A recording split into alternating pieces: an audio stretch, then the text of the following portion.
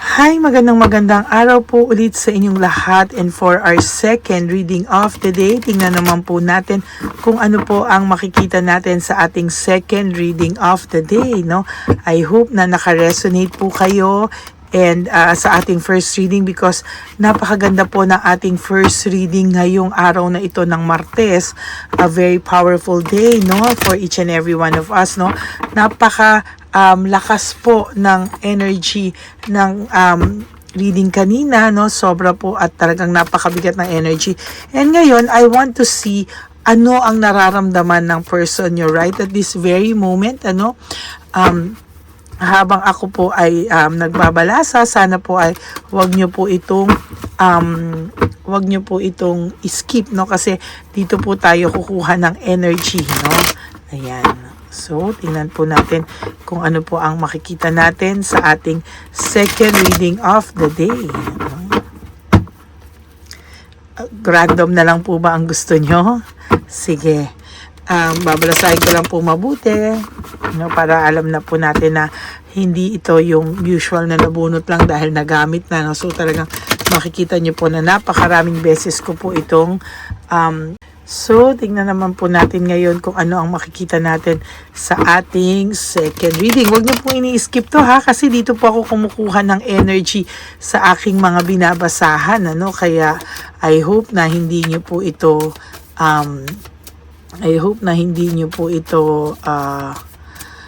ini-skip, no, at dumidiretso agad sa reading para po talagang swak na swak po at swabing po sa inyo yung reading. Kailangan po simulan nyo po hanggang simula. Okay? So our first card, nilet go ka po niya dahil daw gusto niya daw mahanap ang sarili niya. No? So yan po ang sinasabi niya nung una, no, na hinanap niya yung sarili niya dahil hindi niya po alam kung ano po, dahil sabi niya po, ayan, no, I don't know who I am anymore. Hindi niya daw po nakilala ang sarili niya. Wow, no? Ang dami niyang palusot, ang dami niyang palusot, ang dami niyang sinasabi. But the truth is, panay yan galing sa kanyang childhood trauma, no? Marami siyang bagay na hindi nagustuhan growing up. Marami siyang mga atensyon na hindi nakuha. And sa nakikita ko po ay kinakain siya ng kanyang feelings, no? These feelings are eating me alive, no? Kinakain daw po siya ng trauma niya, kinakain siya ng mga nangyari sa kanya, kaya hindi niya mabigay ang lahat sa relasyon, ano? Kung bakit minsan hindi siya lagi nakokontento, because sa buhay ng tao, hindi daw po talaga ito minsan hindi niya maipaliwanag po yung kanyang mga nararamdaman. Hindi po ito nakikipag-usap, or parang hindi po kayo nakakapag-usap nitong taong to, o wala po kayong communication at all, ano? So sa nakikita ko po ay ayan, no, parang ikaw pa po yung lagi niyang nasisi nung araw na pag nakikipag-usap ka, parang nakukulitan pa siya sa'yo, no? Pag nakikipag-usap ka sa kanya, parang ang feeling niya nai-stress siya, or parang ang feeling niya pa po is hindi niya po alam na ito ay gusto mong maayos kasi, no? Pero siya po parang ang inaano niya po is makulit ka, nakakainis ka.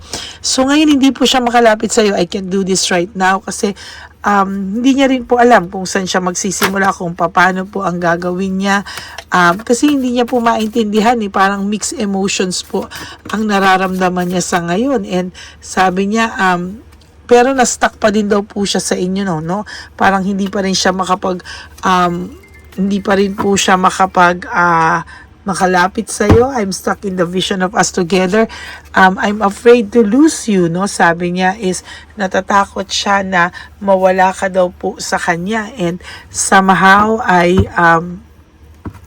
natatakot po siya na hindi niya po alam kung ano po ang kanyang gagawin, ano? Sabi niya, you are so different from everyone around me, no?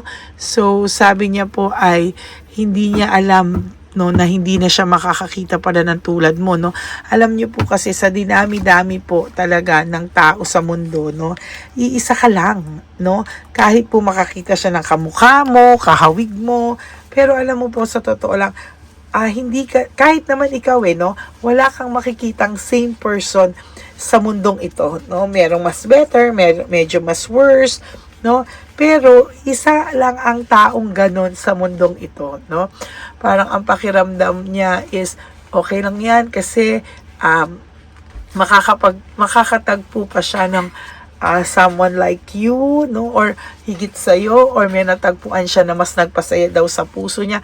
Pero alam mo, meron siyang mga hinahanap sa'yo na hindi niya po matagpuan doon sa ibang tao. Kasi sa totoo lang, yung lahat ng ginawa mo sa kanya ay hindi naman din talaga gagawin ng tao ito sa kanya, no? Talagang sa nakikita ko ay magulo yung kanyang mundo, hindi maayos yung kanyang mundo, and sa nakikita ko po ay talagang darating yung araw na siya mismo pagsisisihan niya lahat ng bagay na nangyari sa kanya, no? And ito yung mga bagay sana na iniiwasan niyang mangyari, no? Totoo lang. Ayan, no, there was a time na ngayon nag-iisip siya sa'yo, no, I'm obsessed with you. Isip siya ng isip sa'yo. Anong ginagawa mo? Sino ang kasama mo? Bakit nakakaya mo na nang wala siya? Bakit tumapang ka na? Ang dami niya pong question sa isipan niya. Ang dami niya pong iniisip na hindi niya po mapaniwalaan na naging okay ka nang wala siya. And hindi niya po alam na magiging okay ka talaga, no? Kasi ang akala niya po, hahabol-habulin mo lang siya. Ang akala niya po is hindi ka po makakapag-move on nang wala siya sa buhay mo. But technically, ang masakla po dito is hindi niya po akalain na ganito po yung mangyayari sa kanya, no?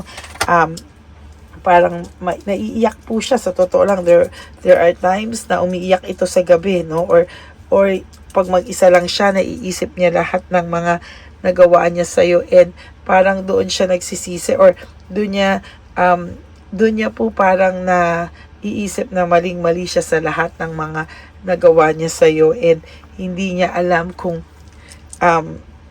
makakapag-usap pa kayo dahil sa totoo lang, sa dami po ng ginawa niya, hindi niya po alam kung ikaw ba ay willing pa daw makipag-usap sa kanya, no?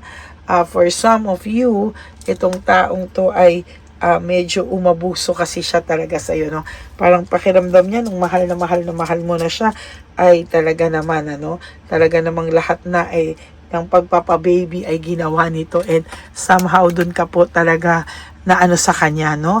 And sabi niya nga, mabait ka, no? Trinato mo siya ng hindi niya deserve, no? Sabi niya nga, don't treat me the way you do because I don't deserve it, no? Hindi niya talaga deserve kasi sa totoo lang, lahat po ng ginawa niya sa'yo ay talagang masasabi ko na nasaktan ka talaga sa lahat ng ito, no? And sa nakikita ko sa kanya, the more na hindi mo talaga magugustuhan lahat ng mga ginawa niya sa'yo because parang hindi mo po deserve lahat ng ginawa niya, no? Parang ang saklap-saklap ng ginawa niya sa'yo, and to think na wala kang masamang damo sa taong ito, no? Talagang lahat na lang ay ng ginawa mo ay para sa ikabubuti niya, and yet parang inano ka pa niya, no? Parang ikaw pa yung lumabas na may kasalanan sa lahat, and parang yun na yung hindi mo gusto, na parang ikaw yung lumabas na may pagkakasala sa kanya, na parang siya pa yung masama ang loob sa'yo, no? Na dapat ay hindi, kasi napakabuti mo sa taong ito, sa totoo lang. And yung mga ganyang sa loobin ay hindi mo rin sa kanya tinik against, no? Talagang sa totoo lang, itong ang taong to ay pinakiramdaman mo pa kung alam mo yon, pinakisamahan mo lahat na lang ng pwede mong gawin sa kanya, pinakisamahan mo to, minahal mo to, and yet siya po yung sumira sa samahan na meron kayo, no? Parang hindi niya po inakala na kaya mo rin siyang iwanan, na one day pwede ka ding magising sa lahat ng mga ginagawa niya, and yun po yung hindi niya talaga napaghandaan, no? Yung isang araw pwede ka ring magising, no?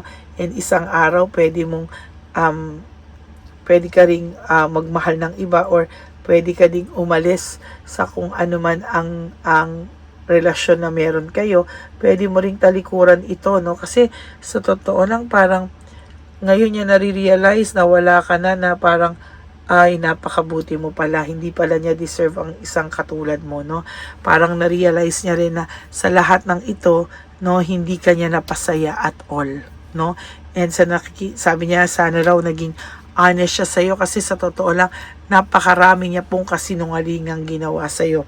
Meron naman po siya mga resentment na sabi niya, I don't want who I used to be because hindi mo deserve and you deserve better, no? Kaya lang, sabi ko nga po sa iyo, sa mga sandali at panahon na ikaw ay nasa kanya, no, marami po siyang bagay na hindi sa iyo binigay, or talagang ikaw po ay sinaktan nitong taong to at naabuso ka po, no? Totally ikaw ay naabuso, no? Aminin man niya o hindi, naabuso niya ang kabaitan mo. And sa totoo lang, sa nakikita ko po dito, the more po niyang naiisip ngayon lahat ng kalokohan niyang nagawa sa iyo, no? Maraming bagay na hindi niya ine-expect, pero yan po talaga yung nangyari sa inyong dalawa. Alam niya rin na the way I have treated you was wrong. Maling-mali daw po siya sa lahat ng mga ginawa niya sa iyo, and sa nararamdaman niya po, para po siyang hindi mapakali, no? Sa totoo lang po, yung pakiramdam po nito ngayon nasasaktan din po siya, and sabi niya po, parang bakit ngayon niya lang nare-realize lahat ito, na parang wala ka ngayon, ano, wala ka sa kanya, and parang pinaninindigan niya kung ano yung sitwasyon na meron lang siya ngayon, and bakit kahit siya po mismo ay hindi masaya sa sitwasyon kung nasaan siya. Okay? Kasalanan na niya yun, ano? And sa nakikita ko po ay meron po akong nakikitang pagkabagabag, no? Meron akong nakikita dito na pagkabagabag sa kanya, no? And sa nakikita ko din, malapit na ang alam mo yun, yung pag-iisip niya talaga na nag-iisip talaga siya, no? Kung paano kanya kakausapin, pero sa totoo lang po, para pong ma-pride siya na parang gusto niya pag kinausap ka niya, sigurado siya na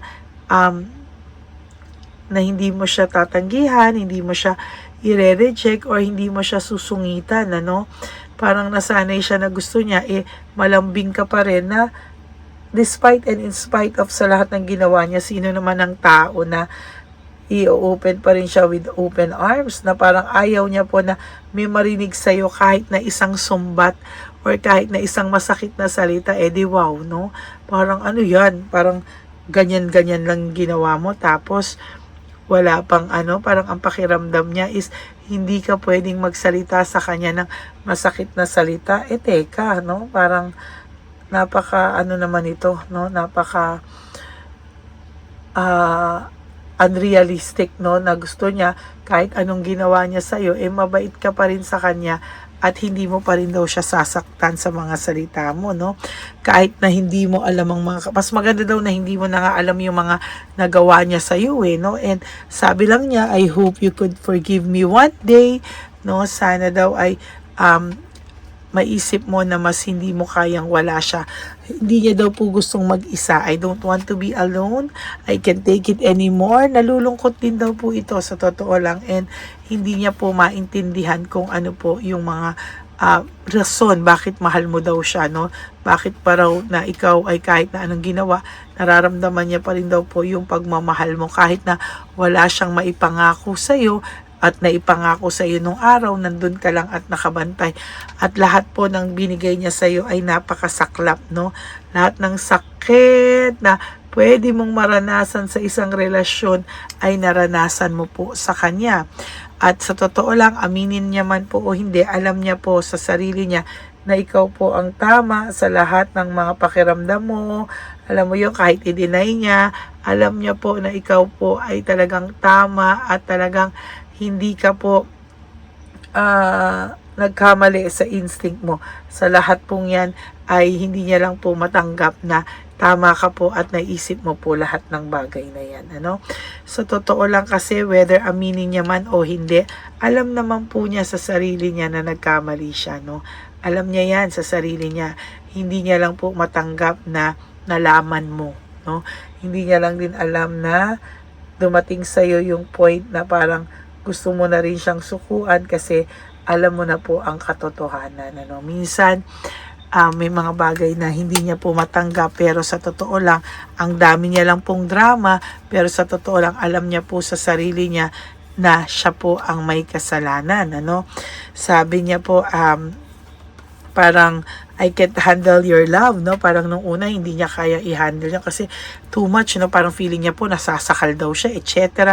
Pero sana inintindi ka na lang daw niya. Sana, no, lagi ka na lang daw niyang, I wish I could understand you. Sana inintindi na lang niya yung mga ganon, ano?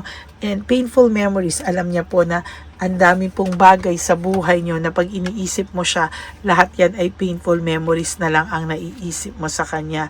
And hindi niya po matanggap, no, pagka ayan, no, I can stop thinking about you. Hindi ka po niya talagang makalimutan, and emotions overwhelm me, no? Talagang I don't know where to start. Hindi niya lang po talaga alam saan siya magsisimula, pero talagang sinasabi ko po sa iyo, pinagsisisihan niya kahit papano lahat, no? Pero gusto niya man magbago, hindi niya po alam saan siya magsisimula, no?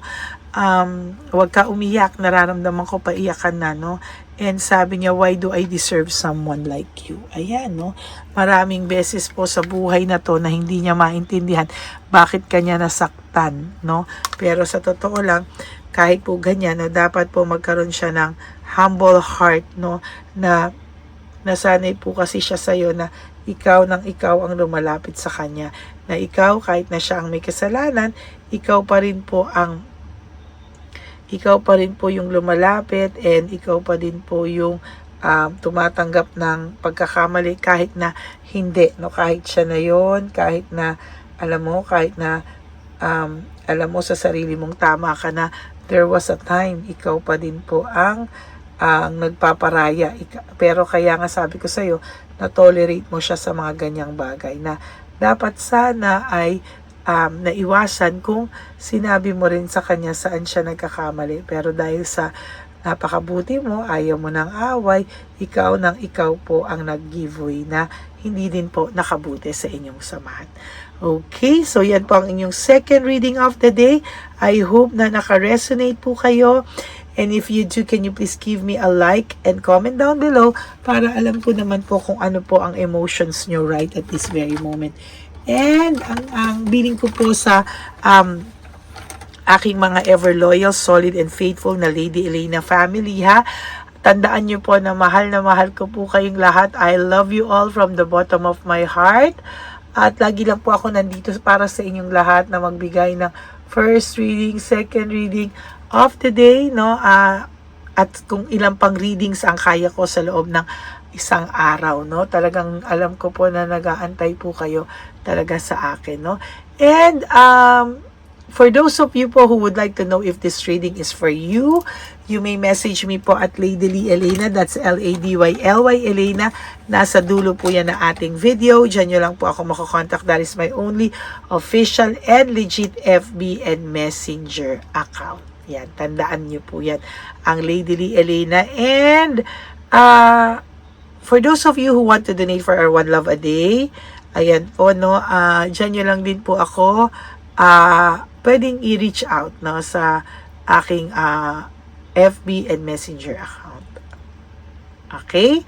At ang lagi ko naman pong payo sa inyo is just to live one day at a time. You do 3 things that will make you happy for the day. Prioritize yourself, make yourself happy, and always choose to love yourself, because self-love is still the best love of all. And you have to realize that life is so short. Don't make it shorter by stressing yourself from all the pains and the heartaches na binigay sa inyo na kahapon. You just have to surrender everything to the divine universe and just let go and let God write your life and love story. Ako po ay magbabalik mamaya for another set of reading for our third reading of the day. Baka yung iba po namimiss daw nila, no, kung ano daw po yung mga timeless readings na pwede kong ipalabas, na kung ano raw ang gustong i-reiterate sa kanila, no, kasi minsan natutuwa sila na yung reading na yon ay kanilang na naka-resonate sila, tapos pag pinalabas ko ulit tuwang-tuwa sila dahil talaga daw minumug, parang inaano talaga sa mukha nila yung message na yon, no? So, yan po, no? Maraming salamat po sa inyo. Magbabalik po ako talaga for our third reading of the day. Sana po ay intayin niyo po yan and wag po kayong mag-alala. Ako po ay magbabalik mamaya para sa ating third and final and fourth reading mamaya po. No, so wag po kayong mag-alala. Just be safe today and I love you all from the bottom of my heart. Okay, bye!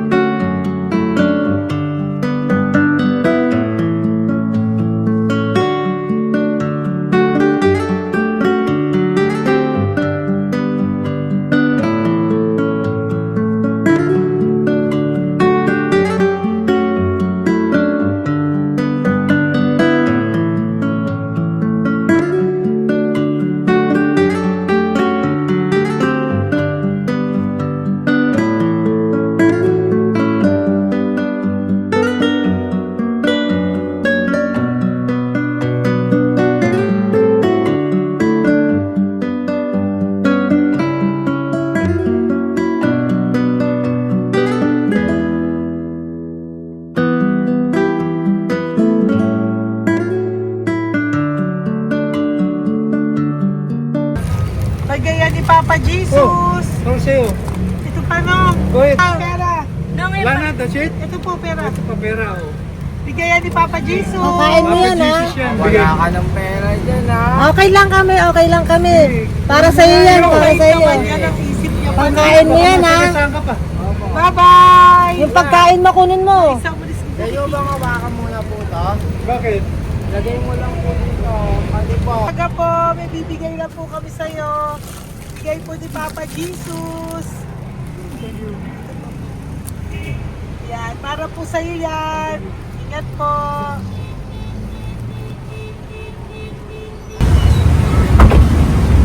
Gandang tanghali po. May bigay po si Papa Jesus sa inyo. Salamat po. Ito po. Salamat po. Tigisa po kayo sa Pampaw. Thank you po. God bless po, nanay. Apo. Salamat po. God bless.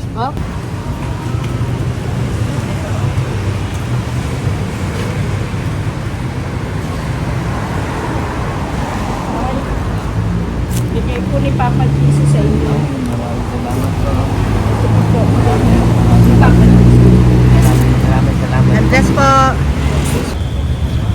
Kuya, pangkain mo po yan, ha? Tayo ka ba nandyan? Hindi po. Dito po, nasa timbahan po. Ah! Sa music ministry. Doon ka nakapwesto. Opo. Sige po, bye po. Dapat po, ingat.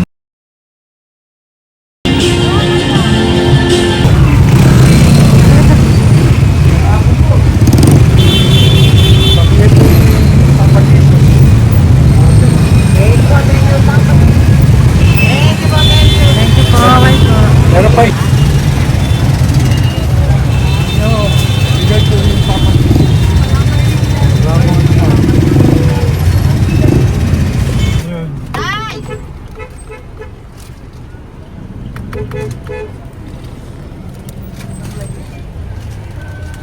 Yun. Tay, para sa iyo po, bigay po ni Papa Jesus. Papa Jesus, eh. Tay, bye-bye. God bless po, God bless. Para sa iyo po, bigay po ni Papa Jesus. Ayan po, bigay po yan sa iyo ni Papa Jesus. Thank you po.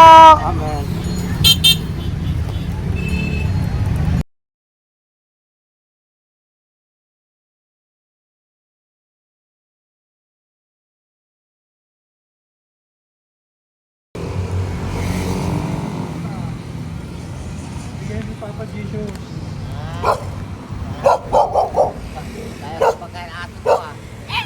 Madami mong aso, kuya. Alaga mo lahat yan? Oo, nagkait. Kuya, size yan. Nasaan yung iba? Kalagala. Ay, talaga? Salamat po. Kalagala ko. E, paano pagkain yan, kuya? Saan mo kinukuha? Sa tambay ko. Lahat. Ang dami. Ang dami niya pong aso. Oy, ang daming aso ni kuya. Sais. May nagbibigay sa inyo pagkain. Nangangalakal ako. Okay po. Tapos, Kaya mo kuya, pag nadaan ako, bibigyan kita ng dog food dito, ha? oo. Dito ka lang ba lagi? Oo, dito ako nagtutulong. Okay po, sige. Okay po. Marami din akong aso sa bahay, eh. Salamat po. Okay po. Isa. Kuya, pangkain mo yan, kuya.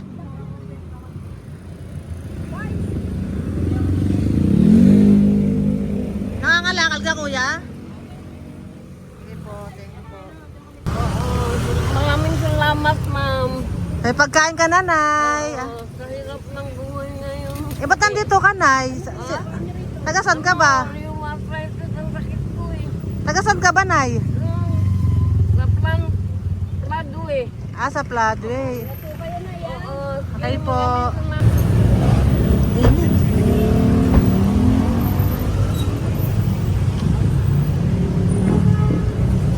Nay! Bibigay ako sa'yo.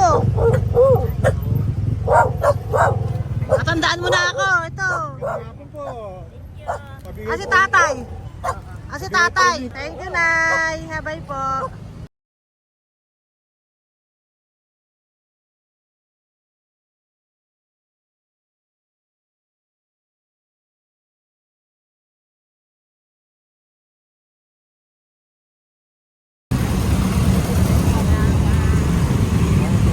God bless, Nay. Thank you po. Pabigay po. Ay, bigay po ni Papa Jesus. Salamat po. Bigay po ni Papa Salamat po, Jesus. Ito ate. po, oh. Salamat po. Bigay po ni Papa Jesus. Ito pa po. Salamat po, tay. Salamat po, tita. Bye-bye po. Maraming po salamat. Kayo, ate. Opo, ingat po kayo. Taga saan po kayo? Taga Tayabas, Quezon po kami. Mga aita po kami sa Quezon, mga katutubo. Sige, ingat po. God bless.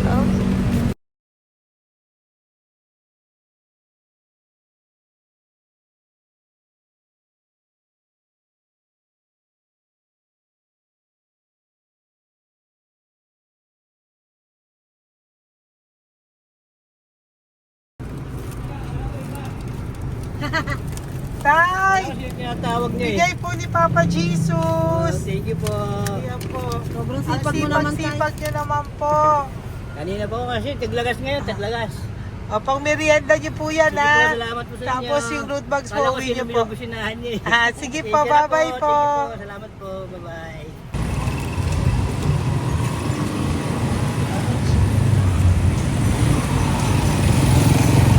Brother. Basta. Pabigay ni Papa Jesus. Ang sa'yo. Ang kaya mo yan. Ba't hindi ka makatayo? Na ano ka? Ah, okay. Sige, bye-bye. Hello po! Para sa inyo po, bigay ni Papa Jesus. Thank you very much. Sige po, bye-bye po. God bless you. Tay! Magandang hapon po. Bigay po ni Papa Jesus. Ito pa po, Tay. Para sa inyo po. Bye-bye po.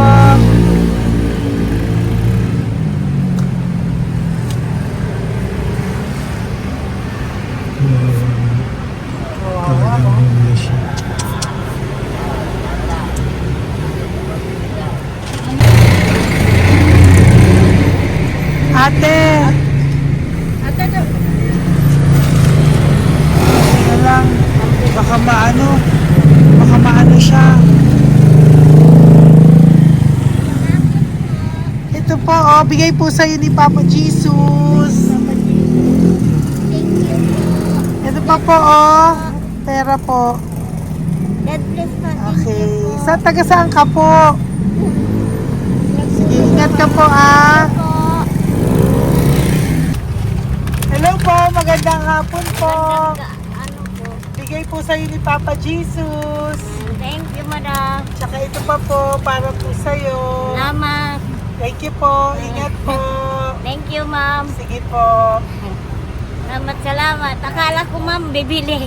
Ay, hindi po, para sa'yo po yan. Bye-bye Thank you, po. ma'am.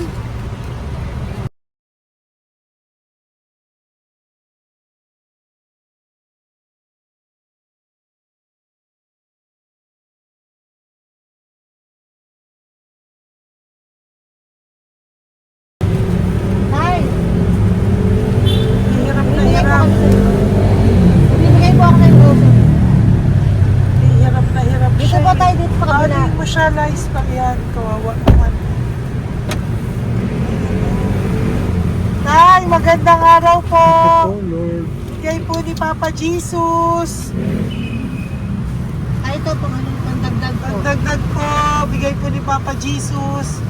Thank you po. Thank you po. Kawawa naman.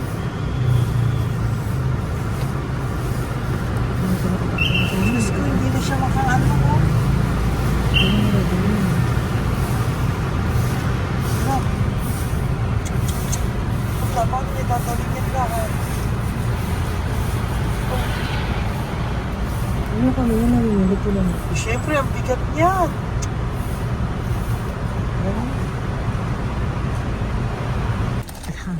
Kaya, bigay sa'yo ni Papa Jesus. Thank you po, ma'am.